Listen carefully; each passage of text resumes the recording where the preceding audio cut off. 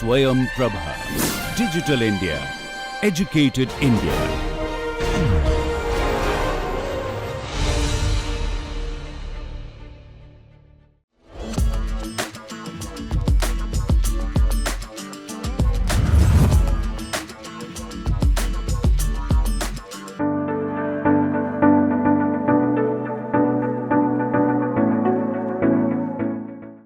Any invention starts from an idea, an unmet need.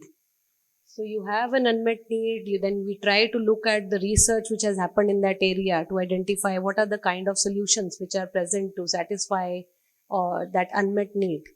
That is looking at the solution space and then seeing that what is it that is not available as a solution, or how we can improve the solution space to uh, invent something. So that's how everything starts, from need identification and then trying to make a need statement on what is it my invention should try to solve.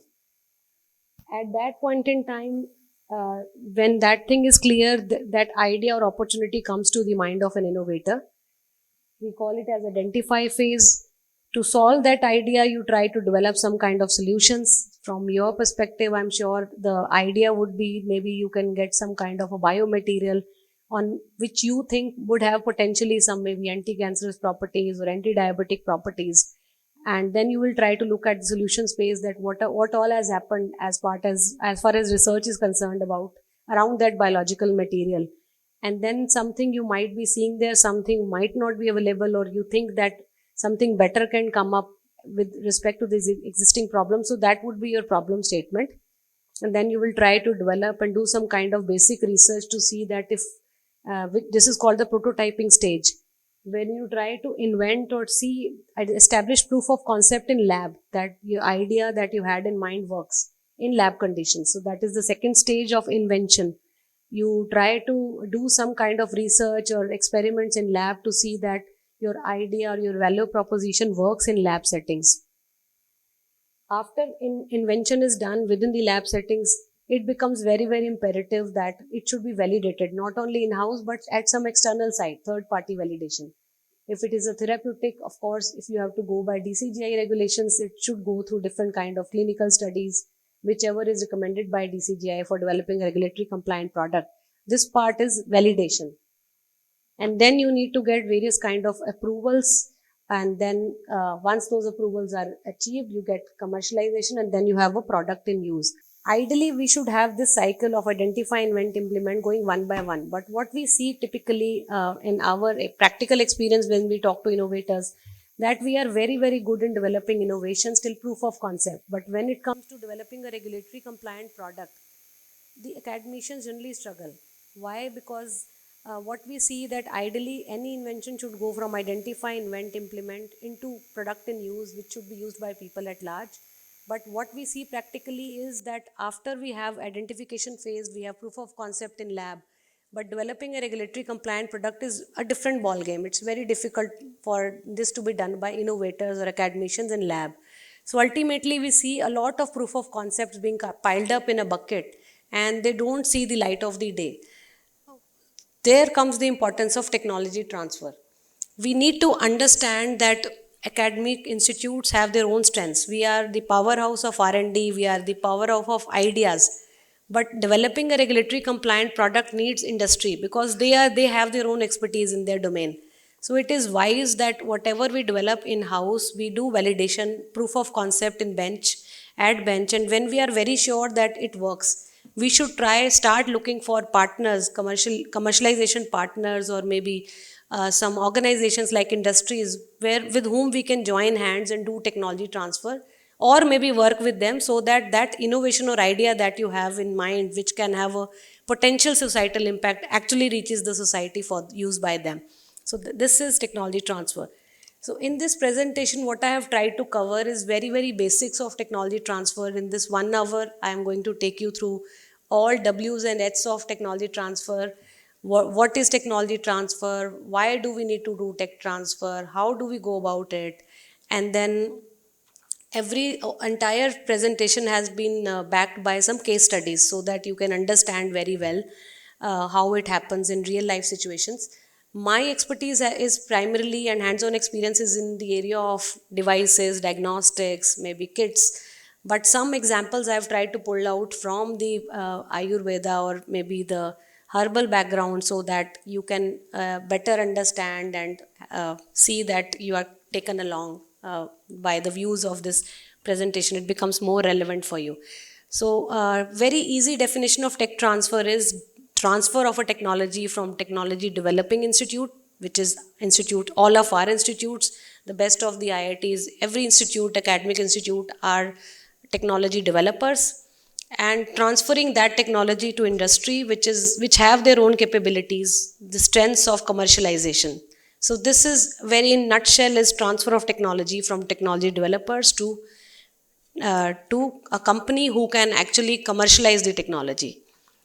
This generally happens through an agreement which is called as license agreement in typical sense, but there are various forms of tech transfer. It's generally all of us know about tech transfer in one sense, which is licensing of a technology. But we may not be knowing that in everyday interactions that we have, various kind of collaborations that we have with industries, public-private partnerships, private-private partnerships, they are also different forms of tech transfer. But the most well-known form of technology transfer is licensing that we all know. That I mentioned in my last slide, transfer of technology from academic institute to an industry. But I just wanted to bring this perspective also and share this with all of you that there are different forms of technology transfer. You might be doing a lot of technology transfers, but you might not know that a joint venture or a PPP is also a form of tech transfer because something you are developing together and that ultimately is taken up by industry for commercialization. So I thought that maybe developing a technology you may find it very simple that yes, I have a technology, I have a proof of concept.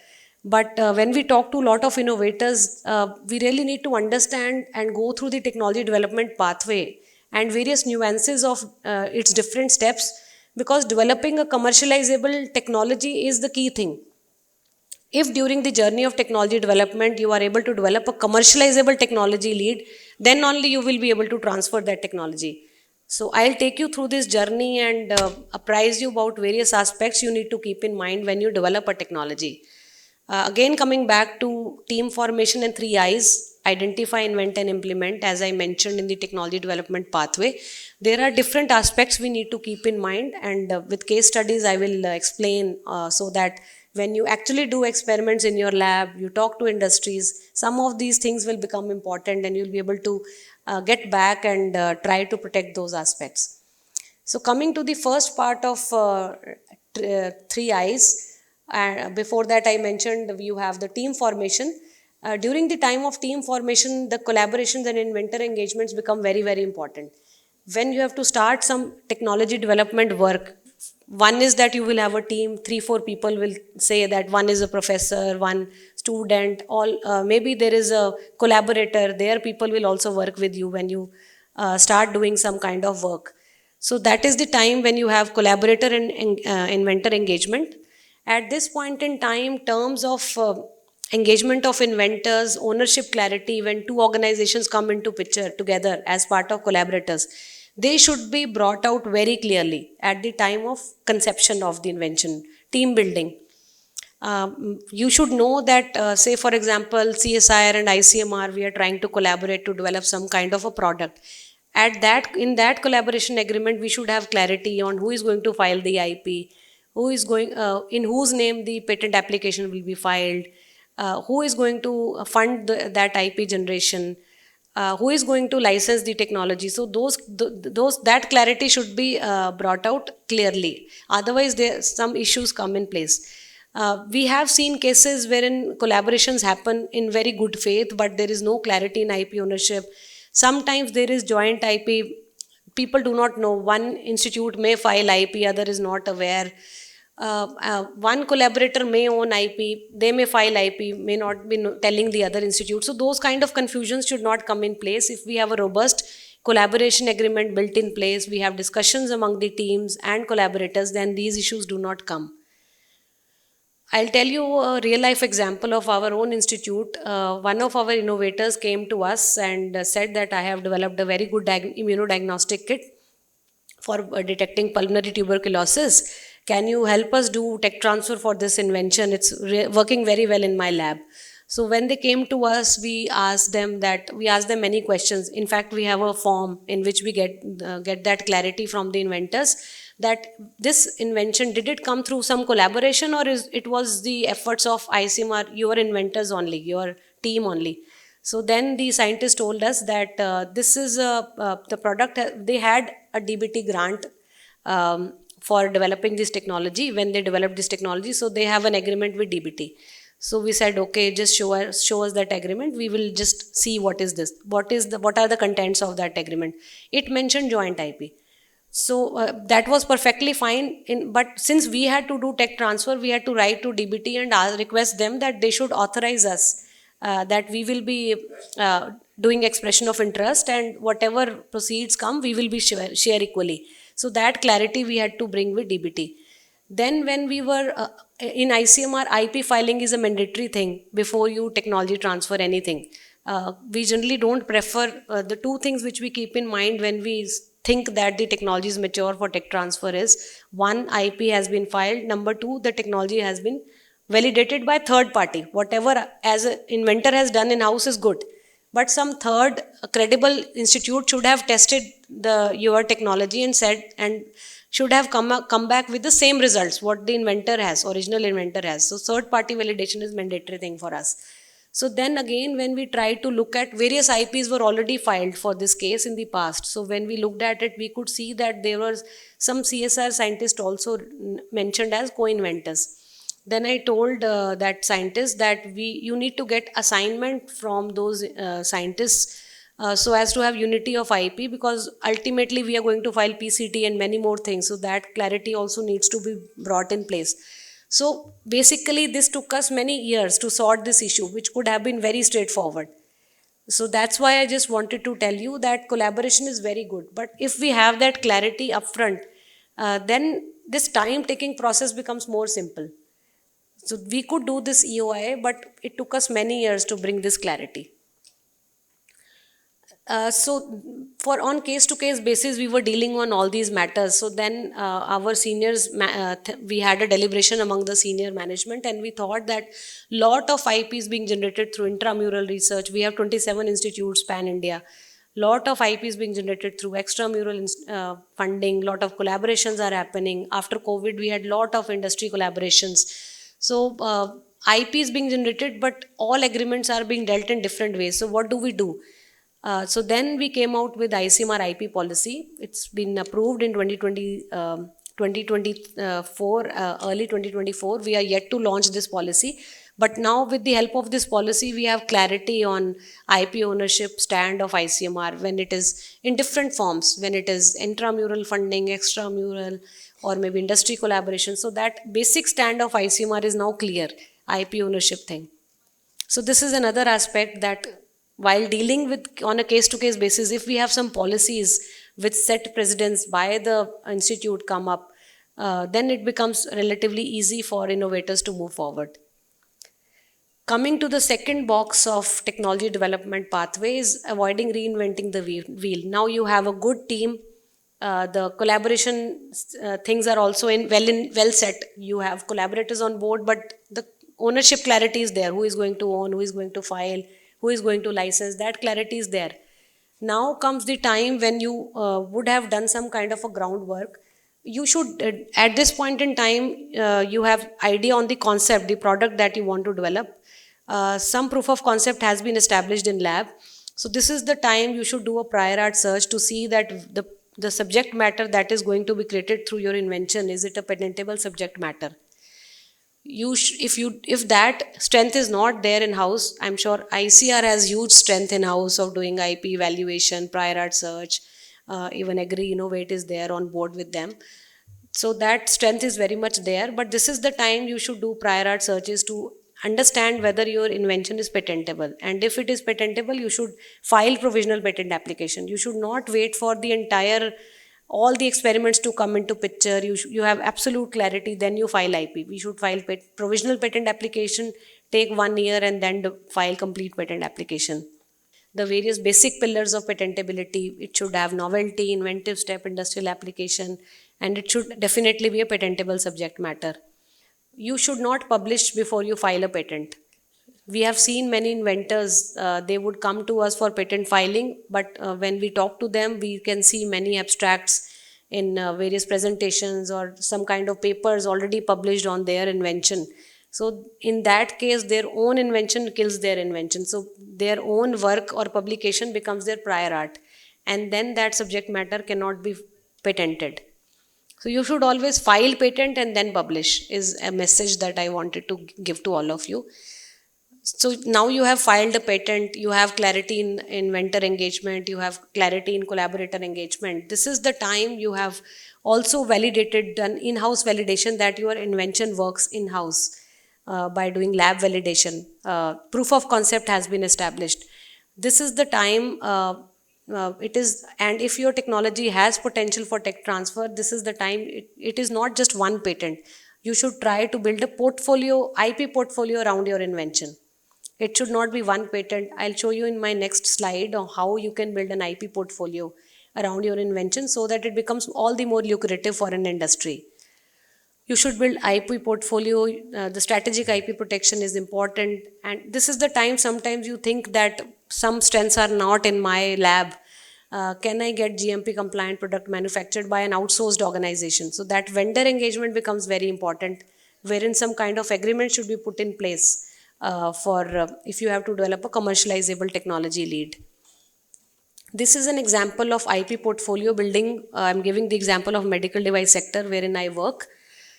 So generally when we talk about IP, all of us will think patent. It is not just patent. Lot of different forms of IP do exist when it comes to portfolio building.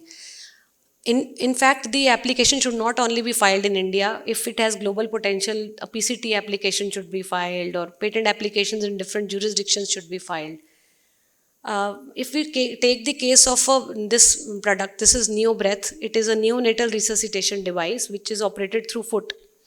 You might have seen that in ICU settings, when you have to resuscitate a child, there is a bag, ambu bag, which you take in your hand and try to push and give oxygen or try to resuscitate the child. So this is being done. This device helps to do this work through foot pedal. This NeoBreath has a word called NeoBreath. This was protected through trademark filing and trademark application. External aesthetic features of this device were protected through industrial design application, which is another form of IP. This has a software component. So software component of this device was covered through copyright application. In fact, every device has a leaflet, information leaflet. That is also subject matter of copyright application. And some part of the external aesthetic features of this device were protected through design application. And some part of the invention was kept by the innovator as trade secret, as part of proprietary information of the innovator. So this is how you try to build a IP portfolio around your invention. This is another example of ICMR wherein we build BSL-3 plus mobile facility. This is the facility that we created during COVID times, but it has now been established in various parts of the country. So for this, when we came out with this product, we also did an IP portfolio creation around to effectively protect this product. We filed patent to protect the technical features of this invention, copyright to protect the software, because whatever is being tests which are being done in this BSL-3 facility, they are software connected. So the software part, we filed copyright for this application. This was given the name of Balram. So Ramban, I think the name was given, which was protected by trademark, and external aesthetic features were protected through industrial design application. Now comes another important aspect of national phase filing. You have filed an application, you have tried to build in a portfolio around your invention, but that is all for India. What about now world is flat. I'm sure you know that whatever we do in India has a global relevance. From that perspective, if we try to protect our IP in all jurisdictions of the world, we will be bankrupt. So at that point in time, this is the time you really need to do a due diligence to understand what are the key markets wherein the IP should be filed. So that is done through national phase filing of PCT application. This has to be, this is a very robust market evaluation that you need to do to understand what are the markets, potential markets for your technology. I'll give you an example for better understanding. This is a Contour Medical company. It's a startup company. They develop fecal incontinence management device. They were very sure that this kind of a product, they are replacement of diapers, adult diapers. So they were very sure that how did they came out with the countries wherein they should file IP. They did the market due diligence and they understood that US and Europe are the biggest medical device markets of the world. They have lot of people who are incontinent, and definitely these are the two countries wherein they should file IP. They looked at Japan. Japan is the market, a lot of aging population. It is filled with aging population who are potential buyers of this kind of a product. So these are the countries in which they filed patent application following PCT. And likewise, it was not just patent. In parallel, they also developed a regulatory strategy and they filed US FDA 510(k) application to get regulatory approval from US along with Indian application. So from this I want to give you the message that the IP strategy should not work alone. It should work in parallel to the regulatory strategy, because IP also you are filing to effectively commercialize your product. So that regulatory strategy also has to be built in parallel along with the IP strategy. And when they did this kind of work, they were able to sell their product very well in India and US. They could get US FDA 510(k) approval. And now they are selling this product in various parts of India, US, and some parts of Japan. This is another example wherein effective IP strategy at the national phase filing was not well thought of.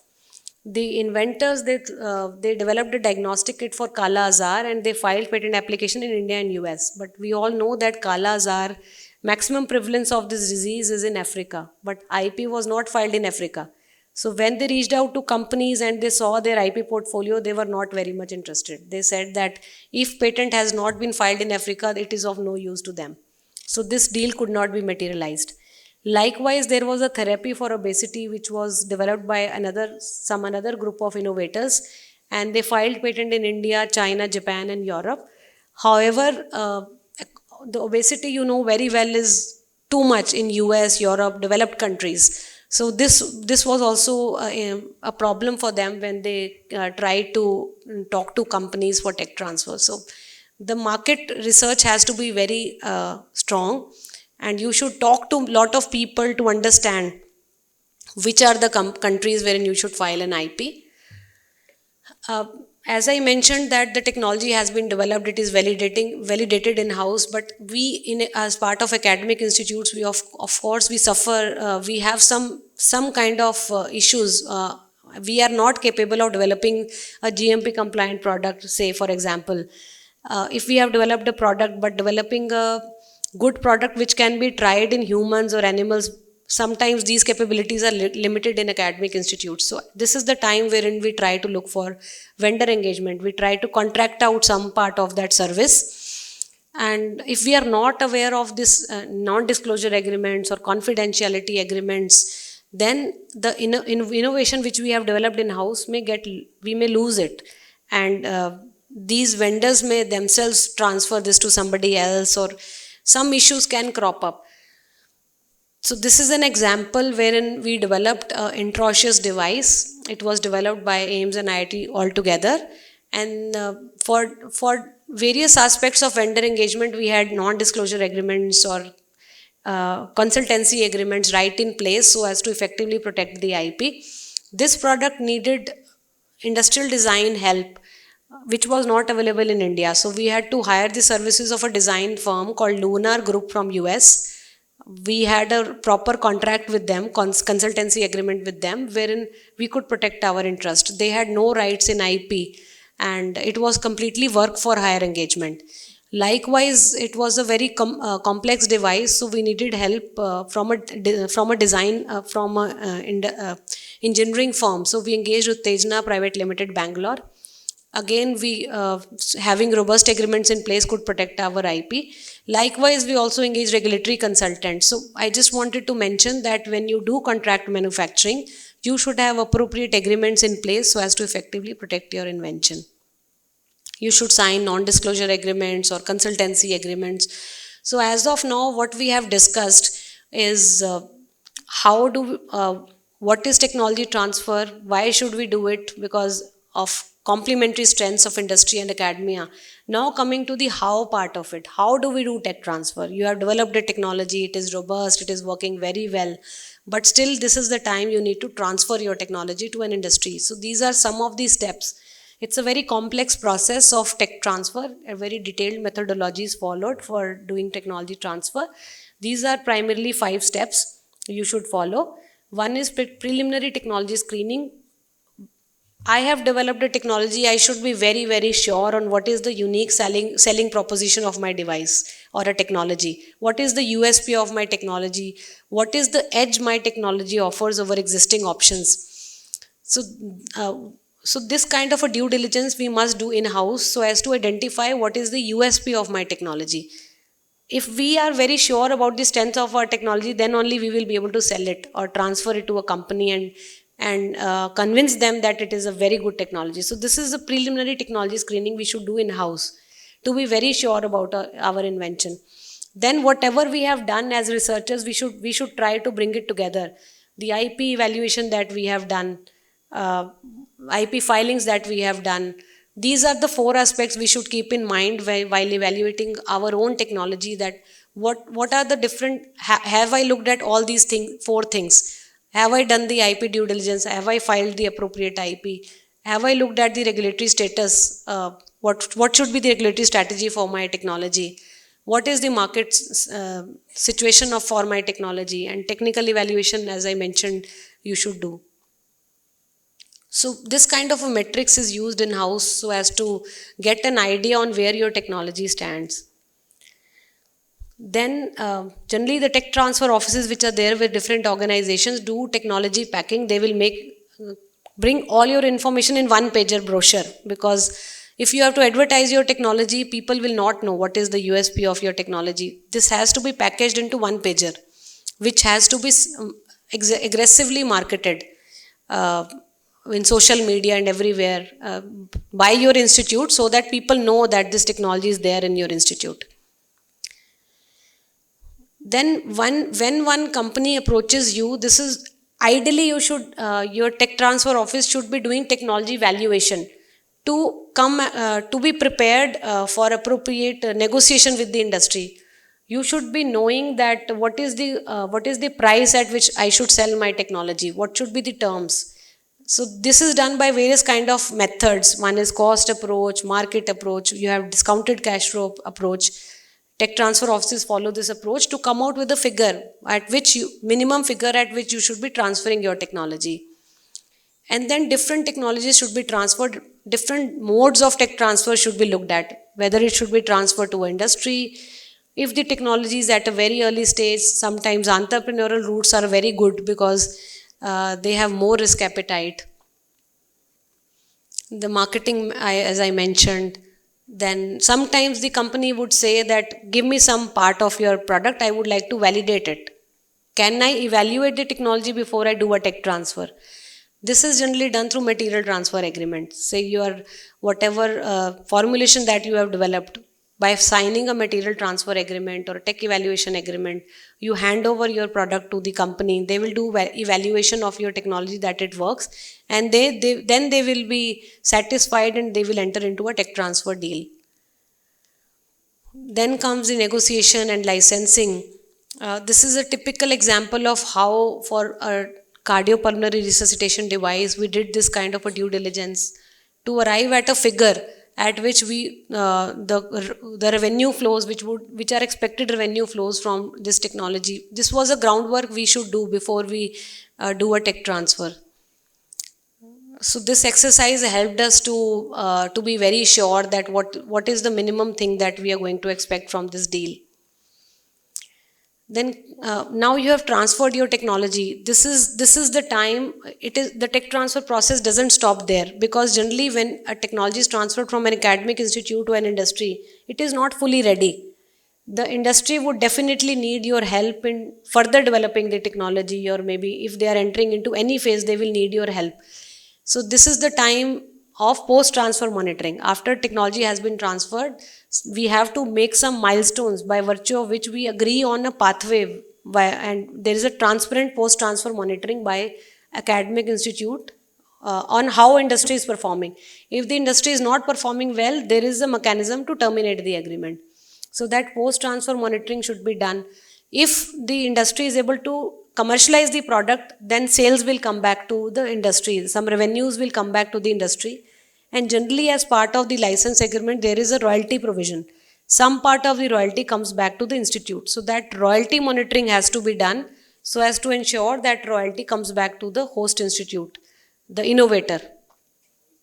So revenue collection and dispersal is another aspect. So in a nutshell, we have gone through the entire technology development pathway, and we have understood that intellectual property rights plays and agreements plays very important role during the entire phase. And these are the different forms of IP which become very important during each stage. And you definitely need to have agreements also have very important part to play so as to effectively develop a commercializable technology lead. So these are two take homes from on developing a commercializable technology lead. One is you should be very conscious on technology development. What is the right time to file which form of IP? How do I strengthen my IP? How do I protect my technology or invention? Second thing is that while interacting with third parties, you should be very sure that agreements are put in place. There are 2-3 case studies I thought I'll share with you all for having better understanding on developing a commercializable technology lead, and how did we transfer the technology and how things worked well. Again, coming back to the system, the neonatal resuscitation device, as I mentioned, foot pedal based resuscitation device for children, neonates in fact.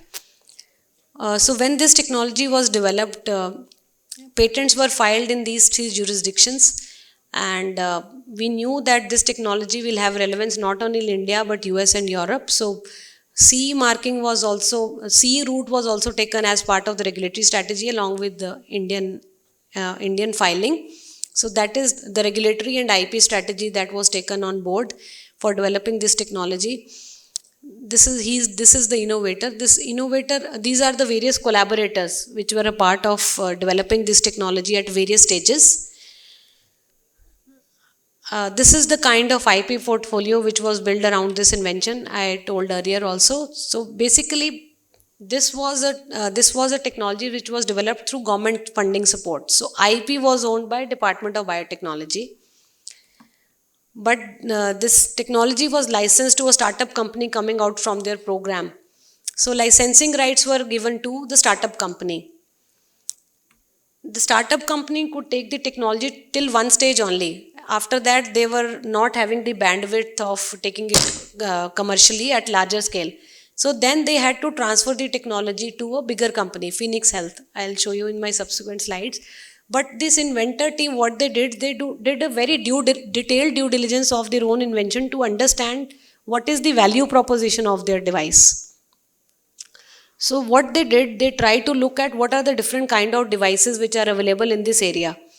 So very basic device which they found was ambu bag, which is a hand-driven ambu bag. You try to resuscitate the child through a hand-driven ambu bag. Another thing which was there in the market was very high-end resuscitators. They were very high on cost. The problem of this ambu bag, hand-driven ambu bag, was there was lot of leakage of air. So efficiency was very low. So it was very low on cost but not efficient. The high-end resuscitators were very high on cost. They were very efficient. So the gap that they identified as the USP of their technology was, can we make a resuscitator which is very efficient and cost-effective? Between the two, it should be cost effective and efficient as well, was their value proposition. And once they developed this technology, they validated this technology on patients, on children. And this is the very brief summary of the results, that their device was able to increase the efficiency as when they compared it to ambu bag. The leak was halved as compared to Ambubag. The ventilation was significantly improved by using their product, and ultimately there was better recovery, better patient outcome. So this is the value proposition theoretically they thought of. Then they validated their value proposition in real life settings, which I mentioned, third party validation they did in patients, real life settings. So then they were very, very sure that it works. So what you can see, they developed a very robust IP strategy, they developed a very robust regulatory strategy. They were very clear on what is the USP of their technology. They were able to validate and generate data and evidence to show that what their value proposition, it works in real life settings. That's how they were, and a lot of funding agencies also gave them grants. So they were able to very well commercialize their technology, not only in India, but in various parts of Africa as well, wherein they had filed IP, and Europe as well. So basically, this is how they are successful. In fact, they transferred their technology to another company called Phoenix Health. As I mentioned, that technology development through DBT support to a startup to a bigger company was their way forward as far as tech transfer was concerned. This is another technology through ICMR support, ICMR NIV, RT-LAMP SA, which was developed for COVID-19 diagnosis. This was developed during COVID times, and this was developed in-house by our institute, but it was third-party validated by ICMR NIV, which was the reference laboratory at that point in time, and it worked well. And then this technology, it had a clear value proposition of doing the testing in 1 minute, less than 1 minute time. At that, 30 minutes time, you remember that RT-PCR results would come in 3 to 4 hours. So this was their clear value proposition, that they were equally efficient, but very less on time. So we were able to transfer this technology to 2 companies, and they were able to make very good sales. We filed IP for this technology, patent application for this technology. This is Ayush 64. I'm sure the Ayurvedic community here in this room would be knowing very well. This is a CSIR case, CSIR technology, and they were able to develop this technology, this product, a lot of evidence that they generated from this product by validating this product. So this product, to the best of my knowledge, went through different kind of studies. I'm not sure how robust, what kind of clinical studies went into it, but through the net I could get that they did good robust clinical trials to generate evidence that this technology works. And by virtue of generating huge evidence, they were able to transfer this technology to 7 companies for malaria diagnosis, and repurposing this technology for COVID. They were able to transfer this product to 39 companies for COVID applications. But please note that they generated very good evidence to show that this product works in real life settings. This is another technology that we could transfer sometimes back. This is Norose. This is also technology which is polyherbal microbiocide Basant. This is based on turmeric based formulation, and this lot of evidence was generated. This technology was validated on ground for seeing its efficacy even for cervical cancer, whether it can have some kind of a treatment for cervical cancer. So a lot of studies were done for this technology in AIIMS and other centers, and therefore we could transfer this technology to a company called Bifa Medical.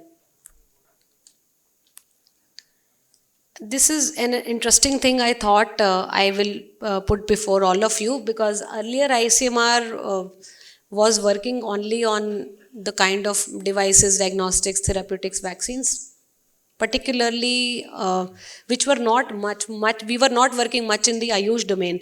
But recently we are working now very closely with Ayush, with Ayush Ministry, wherein we have signed an MOU with them. We did a due diligence, identified 3 priority areas: iron deficiency, anemia, osteoarthritis, and polycystic ovarian syndrome. These are the 3 strategic areas, priority areas, which we have collectively identified for working with Ayush Ministry.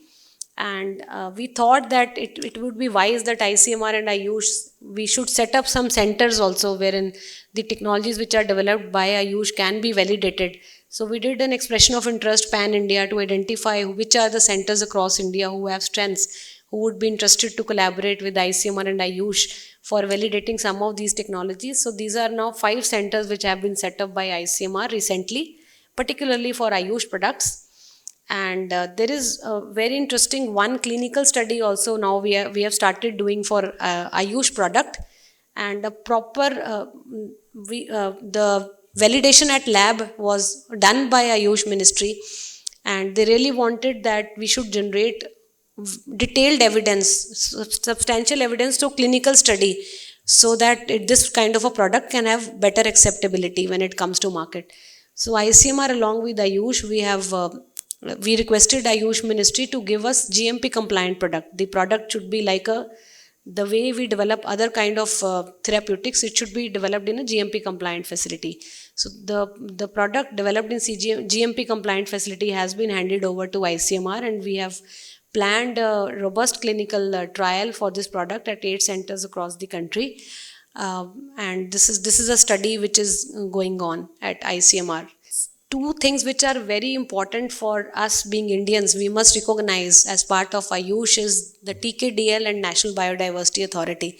We all living in India, I'm sure we all know that the traditional knowledge that we all have as part of India is very important for us, and it is exclusively our property. Whatever becomes a part of traditional knowledge, we have TKDL, Traditional Knowledge Digital Library, wherein all the traditional knowledge is, robust traditional knowledge is being documented. And the matters which are there in TKDL are non-patentable subject matters because they are part of our traditional knowledge, and we would not like that traditional knowledge to become commercial. So I'm sure you might be aware of the CSIR case wherein some part of TKDL was taken up and some product was developed and imported. From that example, this TKDL is now open resource. Whatever is there in TKDL, we have already signed agreements with various patent offices. I am aware of having agreement with USPTO and other patent offices, wherein whatever is part of TKDL is non-patentable subject matter, and it should get reflected in their prior art. So I would urge people living in this room and our country that we should take use of this TKDL and national biodiversity, which is the powerhouse of our country, to explore what are the kind of different products that we can develop. Because as part of the law, I'm sure that you might be aware that National Biodiversity Authority has been formed particularly to give protection to our natural biodiversity, and through this natural biodiversity we can develop lot of products. So whatever I have talked so far is about a typical technology transfer route. Another aspect which is a forward-looking approach is the entrepreneurial route. This is again we must think of, because if there is some technology which is very innovative, robust, which needs we can also think of being entrepreneurs, setting up our own startup companies and see that if we can take technologies forward through entrepreneurial route. ICMR thought that as IITs and other engineering institutes, they have the liberty to form startup companies. Their policies allow them to form startup companies, but this was not the case for medical institutes across the country. The medical institutions in our country, the doctors were not allowed to form startup companies. ICMR being the lead organization for fostering biomedical research in our country thought that we should have some kind of a policy for doctors in our country that they can also form startup companies. They can do consultancy as well along with their academic career. They should form startup companies for nurturing their own inventions. So why is it, if it is possible for engineers, it should be possible for doctors as well. So this is the time we came out with ICMR DHR policy on biomedical innovation and entrepreneurship, which is applicable to all medical colleges and institutes across the country. Now, medical institutes and doctors can also form startup companies. This policy was launched by our Honorable Minister of Health and Family Welfare, Shri Mansukh Mandavia ji, in 2022. and this is available online. Anybody can access this policy, but people are not aware that this kind of a policy exists for doctors. So by virtue of launching this national policy, now doctors in our country can also form startup companies. So just summarizing on what I have told so far, that this is the typical circle of intellectual property and technology transfer, and I would like to draw your attention to the center of this circle, wherein inventor is the core person who is most important when it comes to intellectual property and tech transfer.